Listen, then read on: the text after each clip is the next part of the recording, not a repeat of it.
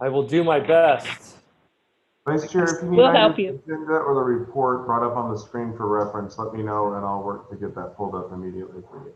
Okay. Yeah, let me just, I can open it and then, I have it right here if you'd like to see the agenda.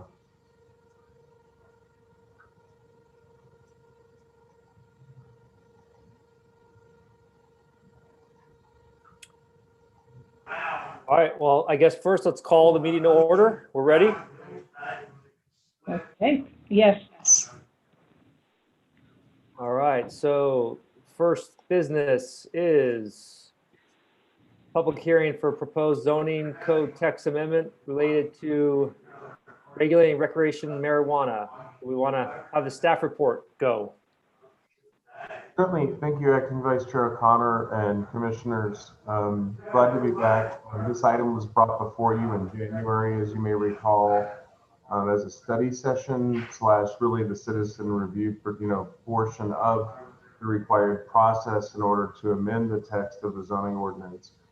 The text of that ordinance that was brought to you has largely been unchanged since you last saw it. So let me get started with that. As well, I can toggle back between PDFs of the agenda, the staff report, and then also the City of Litchfield Park zoning map, so I can clearly identify the location of where a possible recreational medical marijuana facility could be located should it be proposed in the city. I don't believe we currently have any pending applications. So for tonight's agenda, if you don't mind, I'd like to just go back and refer to the ordinance, especially if there's any members of the public that may not have the staff report handy. I'll just kind of use it as a guide. But just kind of giving some history, you did hear this in the citizen review back on January 12th. But back on its special meeting on October 29th, the city council did give direction to legal counsel to prepare an ordinance to amend our zoning code to regulate recreational marijuana. And as you may well know, that's after the pursuant to Proposition 207, which was passed by I think by popular vote. So that would be allowing use of recreational marijuana under circumstances and requiring more or less at state level, it pushes ordinance amendments down to the local level, which we're doing now. So the real background here is that the intention would be the recreational marijuana ordinance. Hey, Jason? Yes? Sorry, real quick. Pam, can you mute? I'm hearing someone's, I don't know if you can just mute everyone but Jason. I don't know if anybody else is. Okay. I can actually mute. I can mute just about everybody if I need to. Just let me know. I think maybe I'll mute Frank. I'm not sure if it's phone background noise. Is that better? Yes, that's better. That's Okay, great. sorry Thanks. about that. I could hear it too. I just wasn't sure if it was interfering with what you hear me saying. So the kind of the intention behind the recreational medical marijuana ordinance would be to mirror that of the recreational marijuana ordinance would mirror that in terms of requirements and location and possibilities. All of this really just mirroring what you can do with medical. Now, that's not saying you only medical marijuana, people with a medical marijuana license for either growing, processing, infusion, or distribution through sales would be the ones that could become a recreational marijuana distribution. They don't have to be one and the same. They can have their license and simply just sell it for retail. But they're more or less regulated in terms of site location, hours of operation, and all of the other things that are already in our zoning code in the same way. So we had a number of items that came up. I think we had a pretty good dialogue during the citizen review. And so when Pam and I talked about the preparation of the ordinance for tonight, we thought it would be important for us to reiterate in the staff report what was brought up and then what was the response. Like, what did I say at the meeting? What did Pam and I follow up with? And then also, what did legal counsel say? Because generally speaking, legal counsel would be preparing this presentation, but our legal counsel kind of had a conflict. And so we kind of kept with Pam and I presenting this to you, right? Because they kind of always represent when state statutory requirements get pushed down to the city, they usually prepare the ordinance for us because they want to make sure we're in compliance with state law. So when we talked about where in the city could a facility be located, we said more or less at same places that medical marijuana facilities are located. And at this time, the only zoning that allows these facilities is industrial. And the city does happen to have one place that has industrial zoning. So if you don't mind, I'm going to toggle over to that zoning map if you're ready, and then hopefully not make everybody busy. So last year, Pam and I embarked on an effort to refresh our zoning map, and we're still working. I'm still working on the recent Sun Health ordinance. This map was refreshed in June, so let's just kind of disregard that, but focus on where the industrial zoning is within the city. So of course, here's this is the Wigwam. This is where Town Hall or City Hall is, and then if you go way over here to Camelback Road down to here's Dysart. There's Dignity over here. You go all the way over the end of El Mirage, you got Monument Point, and where it's gray is where we have the industrial zoning. And that's where you're going to have that Christian Brothers automotive. You've got Caliber Collision, and you've got the Burger King. Now that's an industrial subdivision, so there's going to be other lots such as within this gray spot where they could potentially put either medical or recreational or both facilities, subject to meeting the separation requirements from the adjacent residential zoning. So if you look at this, we purposely have the zoning map kind of with the aerial ghosted. So the only opportunity for this would actually not be able to locate directly against the adjacent residential, but perhaps within less than maybe a handful of lots that are still vacant within that industrial park. So that's where it could possibly go. And I hope this helps you kind of understand the context of where this could land in the city of Litchfield Park at this time. They could not locate anywhere else in the park because none of these zoning districts allow it except for the gray box. So I hope that answers that question. And again, like I said, statutory requirements in our own code prohibit, it from being directly adjacent, for example, to a residence or a school. I'm gonna bounce back to the packet. We talked about what the term primary residence really meant. I had responded in the meeting that regulations for primary residence for personal use, as there could be a secondary or a vacation residence. Per the city's attorney, the term primary residence is used in the state statute, which is why the same term is used in the proposed text amendment. So ultimately, possessing, transporting, cultivating, or processing not more than 6 marijuana plants for personal use at the individual's primary residence and possessing, processing, and manufacturing by manual or mechanical means.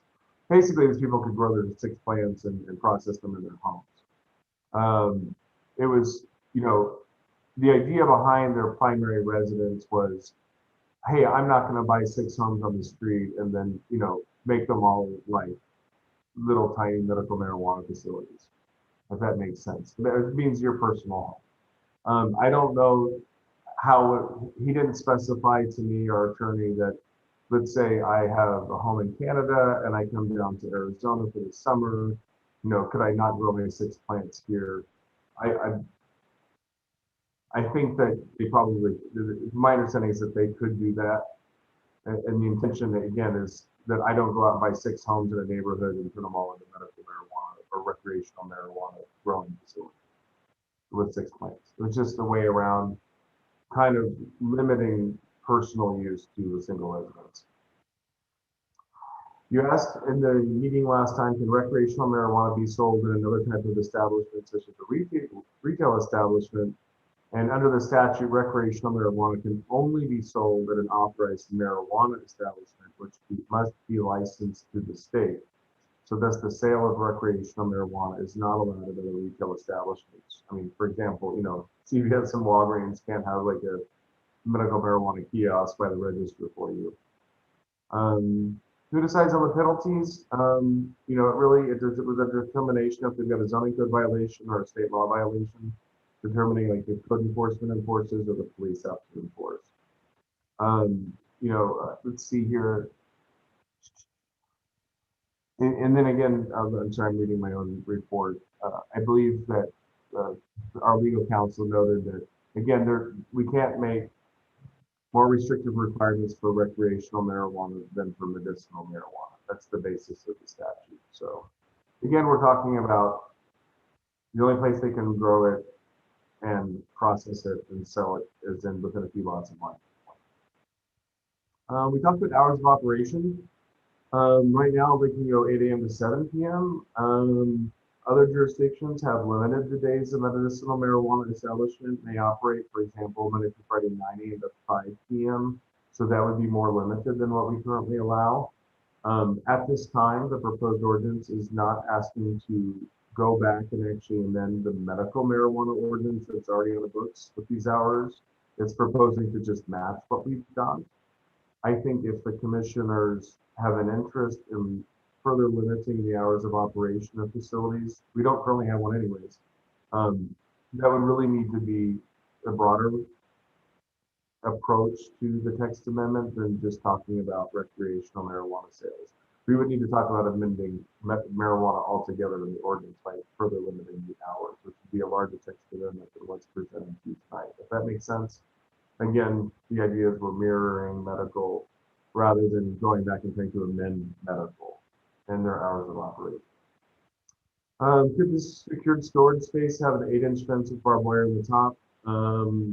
At the time I said, I don't think barbed wire is allowed, and Pam clarified for sure the section of the ordinance where it says we can't have barbed wire in the city. So I was right, I just didn't know what the section was at the time that I responded.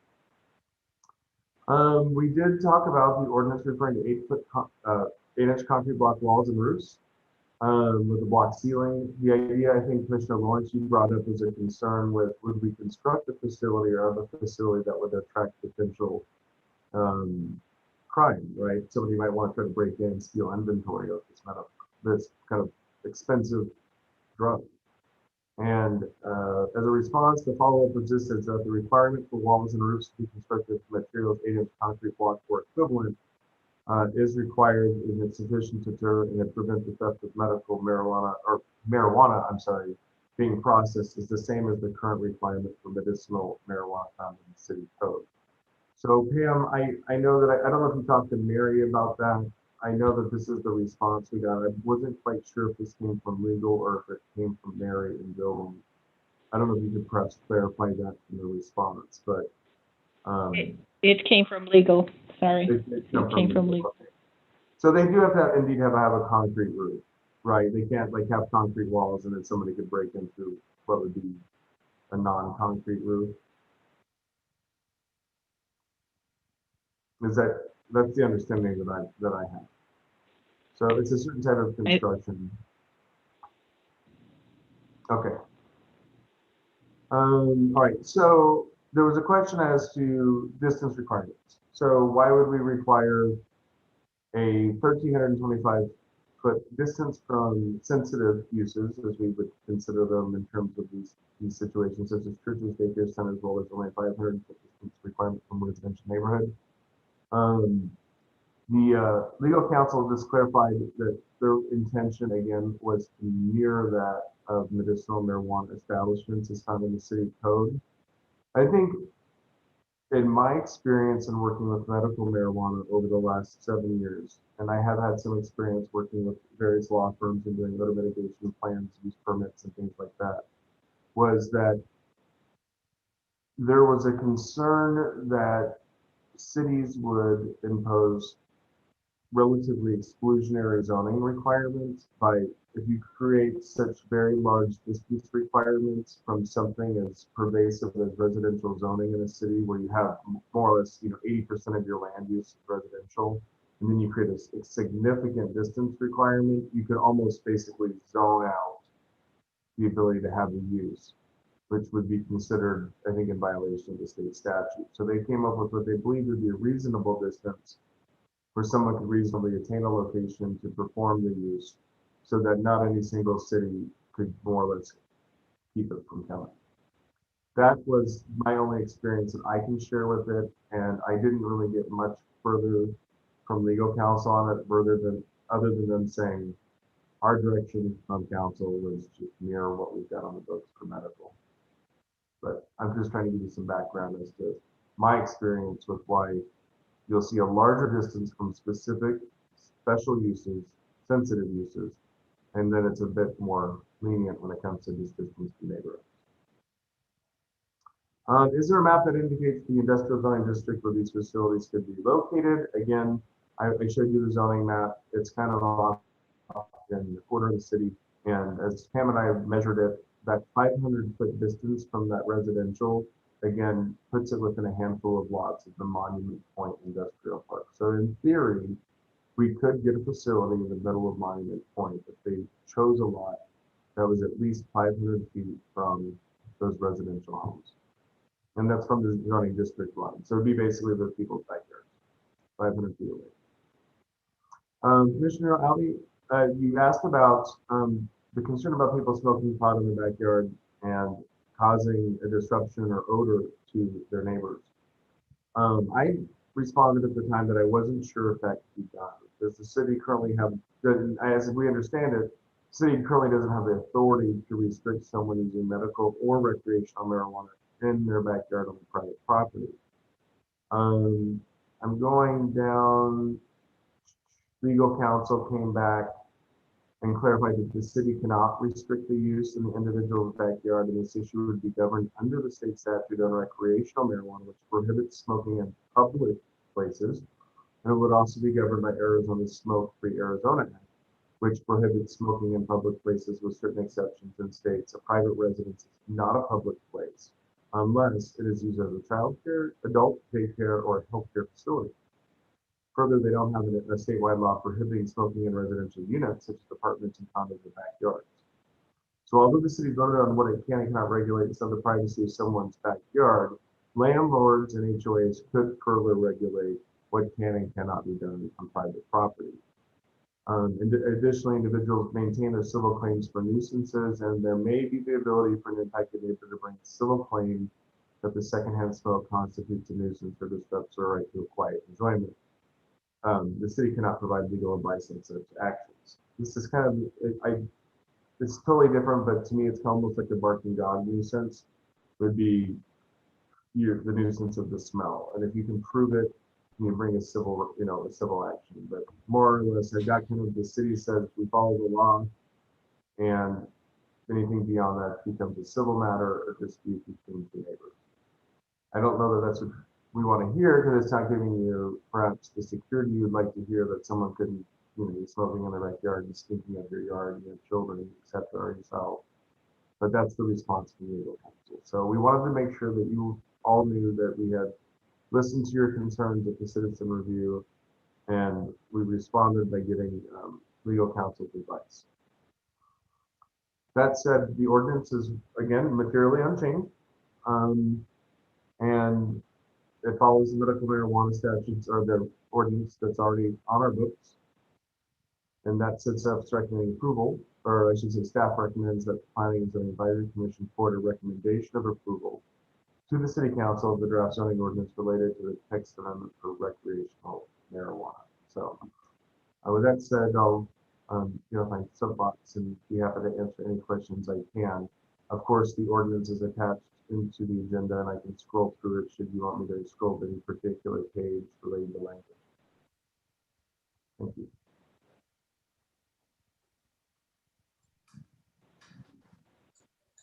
So Pam, at this time, do we have any public comments?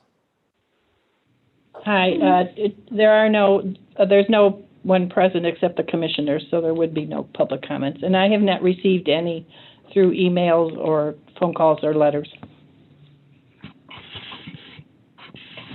All right, and should we close the public hearing at this time? Yes, All right. you can do it. You can close it as the acting chair, or you can take motions to close the public hearing. I'm just going to close it myself, and we'll move on to B. The proposed zoning code text amendment related to regulating the recreational marijuana. Does any of the board members have any discussion or recommendations for staff?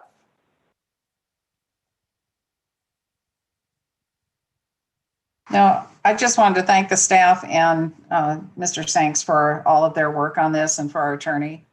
It was a lot to get through, and thank you very much. And through the chair, thank you, Commissioner Lawrence. We just we understand the sensitivity of the text amendment. We wanted to make sure that we got you the responses that you wanted. I think you're all well aware that we are in the context of rewriting the zoning ordinance.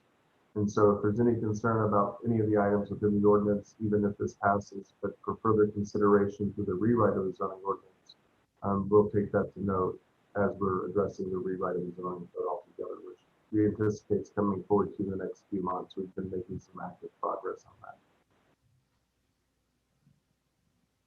I'd just like to say ditto for what Deb just had to say about the lot of work that's gone into this, the detail. And I think we might as well just push it up to the council and make it happen. And then, like you said, as time moves on and things evolve, I think we're going to see there may be some recommendations or requests to make some changes.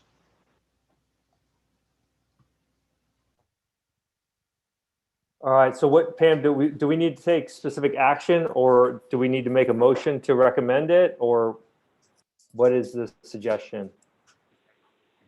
Yes, we need a specific motion to recommend it, to recommend approval, to recommend that council approve the ordinance. Okay, so Bob, was that basically a motion for that? If you want me to make it a motion, I'll make it a motion that we recommend to the planning and zoning to move it forward. Do we have a second? Looks like Deb's second.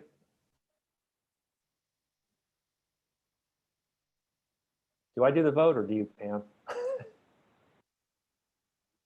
Do you do the vote, or do I do the vote?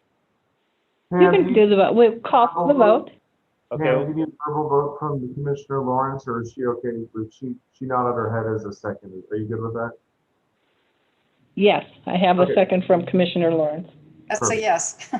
Okay, thank you. I just wanted to make Second. sure she records it. Thanks. Second, yes. Thank you. Okay. All And right. we'll call for the vote now. All the ayes? Aye. All ayes. Aye. Any Any, nays?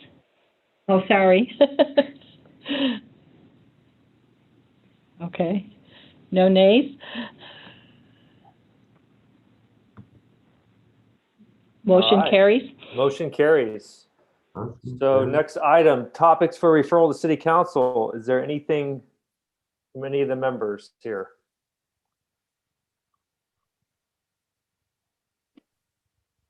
I'm hearing no. Could you repeat that, please? Do we have any topics that we want to pass on to the city council?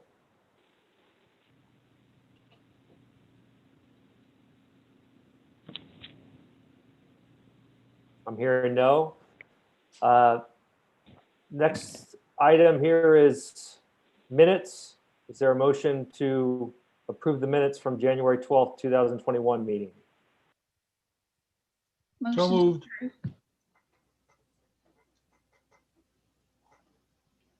Is that a first from Bob and a second from Vicky? Or, sorry, Deb? Yes. Yes.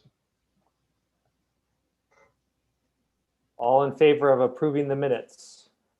Aye. Aye. Aye. Aye. Anybody opposed? I'm hearing none. Let's see, next item would be staff reports. Do we have any staff reports of current events? Thank you, Acting Vice Chair and members of the commission. I'll keep this brief, but it's always fun to keep you updated on some of the new stuff that we see coming in. As you well know, Sun Health is off and running with their project after their approvals. With their final development plan, they proceeded to building permits on multiple items. Some new stuff that's come in. Sun Health did present to us a proposal for some significant signage at the northwest corner of Litchfield Road and Camelback Road that may or may not move forward as an item that you may see in the future to identify the project, something of a billboard sorts. We also had a submittal for Dysart and Camelback come in. Taco Bell's wants to take up one of those spots that's left. I think it's by the car wash. So you may have a future Taco Bell coming your way as well. You may have a future Human Bean drive-through coffee shop coming your way. But those are just, items kind of out there. They may or may not materialize, but just so you have an understanding of what staff's getting in terms of submittals. And that's all I've got.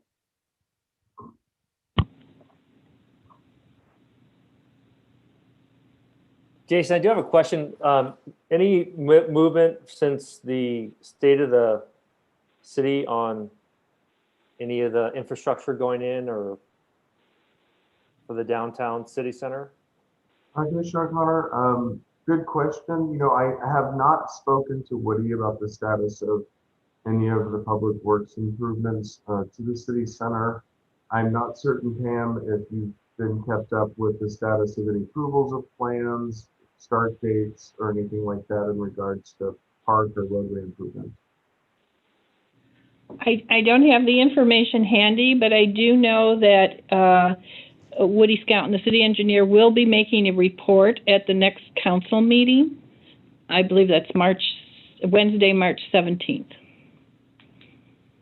Which you can either watch it live, or I know they record it to YouTube, so you can also watch it after the meeting if you're interested, and you can hear his report at that time.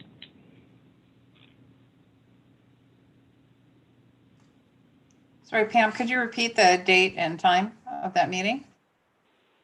Wednesday, March 17th at 7 p.m. Actually, it might be a little earlier. They have a special meeting at an earlier time. And then the regular meeting will follow right after. I think they are going to be making the board and commission appointments, or interviewing board and commission people requesting to be appointed at the earlier meeting, and the regular meeting will follow immediately after that one. So it'd be... I'm checking really quick to see what we've got. You're correct. We do have a special meeting scheduled at 6 p.m. on March 17th. It does not appear that the agenda or the agenda packet has been posted for either the special or the regular meeting just yet. No.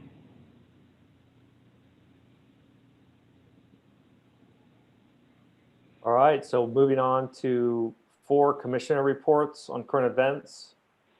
I did notice, Pam, that I didn't see anything from design review in the packet. We had stopped that for a while because we were doing the meetings virtually, but I can get back to it again. I think we've got things in order now, so I can start adding it to the agenda. When we started doing the virtual meetings, we tried to make the agendas shorter and to the point, but I can start adding that report on again. Got it. I guess, does anybody have any questions, being that I guess I'm the representative on that? Were there any questions? Yeah.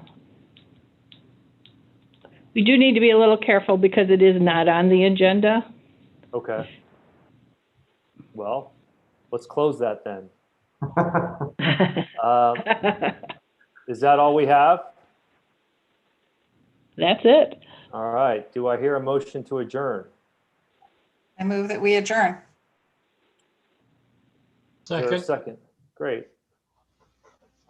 All in favor? Aye. Aye. All right. Thanks, everybody. Thank you.